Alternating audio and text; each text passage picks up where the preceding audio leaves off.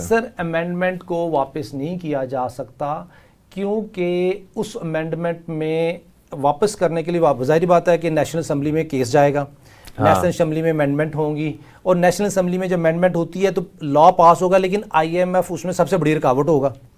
नहीं तो मैं शहजाद साहब आपको अर्ज करता हूँ, PDM की हुकूमत जब आखिरी सांसों पे थी, ऑक्सीजन पे, इन्होंने 40 लॉ जो हैं 4-4 लोगों को बिठा के मंजूर कराए थे, तो उस टाइम इन्होंने ये क्यों नहीं किया? क्योंकि इसमें इनका बेनिफिट है। अगर इसमें अमेंड कर दिया होता तो आज IMF से पैकेज ना मिलता। इन्होंने सूदी ट्रांजैक्शन को नवाज शरीफ साहब 1991 में नवाज शरीफ साहब ने गलती की कि सूदी को खत्म करने की बजाय प्रमोट करने की तरफ चले गए। आज शहबाज शरीफ साहब भी उसी डगर पे हैं कि IMF या इस्लामिक बैंकिंग या कन्वेंशनल बैंकिंग, हर तरीके से हम एनर्जी सेक्टर में सूद दे रहे हैं, हम पावर सेक्टर, बाकी जो फाइनेंशियल सेक्टर है उसमें सूद दे रहे हैं, और इकोनॉमिक एक्टिविटीज में जो ट्रेडिंग एक्टिविटी उसमें भी सूद दे रहे हैं।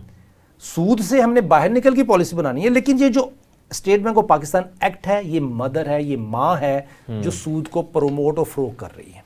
अगर शहबाज शरीफ साहब ने कामयाब होना है तो इनको स्ट्रक्चरल रिफॉर्म लाने हैं कि जो शहबाज शरीफ साहब कैसे रिफॉर्म ला सकते हैं? SIFC के को मैसेज दें।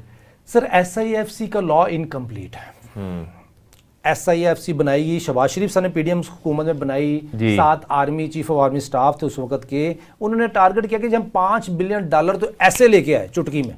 अच्छा, लेकिन $5 बिलियन नहीं आया, बिल्कुल नहीं है। उसके बाद आसम मुनीर साहब आए, उन्होंने इतनी एक्टिविटी क्रिएट की कि उन्होंने Lahore chamber of commerce, Islamabad chamber of commerce, Karachi chamber, her chamber of commerce में फिजिकल गए। उस वक्त मुझे उन्होंने ऑनलाइन लिया, मैंने कहा सर जब तक आप फिजिकल तो आ गए कि $100 बिलियन का टारगेट है हमारा, लेकिन आप $100 बिलियन अट्रैक्ट नहीं कर पाएंगे जब तक कि आपकी पॉलिसी कंप्लीट ना हो। आप देखिए